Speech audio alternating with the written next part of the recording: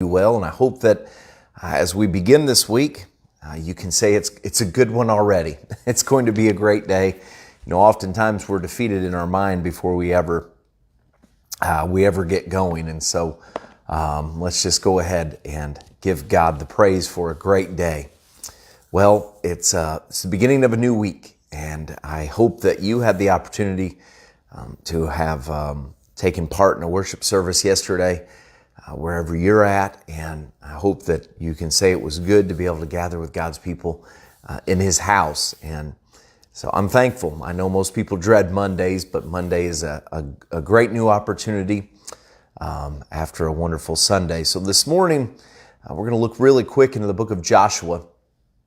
And I don't know how many of you are so familiar with this, but as you'll remember, Joshua was going to lead God's children over Jordan, and as he led them over Jordan, they would go in to possess a land that God had sworn to their fathers. And so in Joshua chapter 1 and verse 11, the Lord spoke unto Joshua, and there was a commandment that came unto him, and he said, Go among the people and tell them to prepare yourselves victuals, because within 3 days' time we're going to cross over Jordan and go take the land.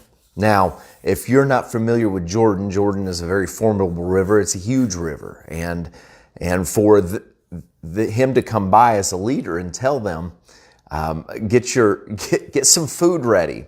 He didn't say get a vessel ready. He said get some food ready, because we're going to go over Jordan. And we're going to go possess this land that was sworn unto our fathers. This is interesting to me because if I would have been sitting in that camp, I would have said, Sir, where's the boat?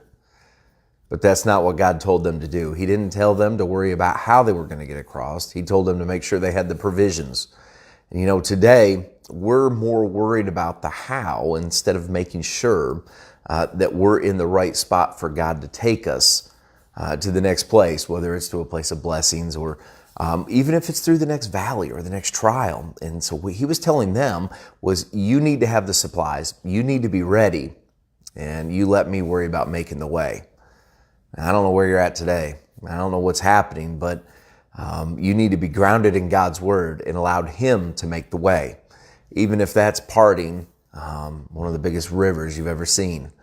Even if that's allowing you to walk on dry ground where the depths of the water should be. Now, God can do that. He can do that in every situation in your life. He can do that with what you're facing today.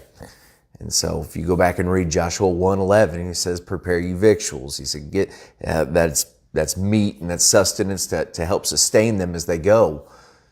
Well, today you need to be preparing for that journey and that victory. You need to be studying. You need to be praying. And my goodness, I would hope that you're coming together with God's people. So today, let's not look for the next ride across the challenges that are before us. Let's look for God to make a way. And it's always better when he makes a way. When we look around us and we find solutions to every answer without including God, it kind of minimalizes our relationship. But if we're willing to allow him to make a way and we're just prepared to go, then let's go. So book of Joshua, if you haven't studied the book of Joshua lately, I would encourage you, go have a look and prepare you victuals today. Let's not worry about the vessels. Let's let God make the way. Let's give him the glory for it, all right? Listen, one last thing. If they would have prepared vessels and they would have sailed across in boats, they could not have done what God told them to do when they crossed the river. As they were crossing the river, he told them to take 12 stones and stack them in the midst of the river. And they did, and they placed them in the midst of the river. And then when they got to the other side, he told them to take 12 stones and make a memorial over there. And the memorial on the other side, when they were asked, he says, when generations shall ask, what mean these stones? And they could say that they're a memorial unto the Lord. It would mean that they could look back at those stones and they could say that someone has been this way before. Someone's had to cross that formidable river before, and God made a way. And so if they had prepared vessels, if they had made rafts and boats, they couldn't have done what God needed them to do to declare his glory.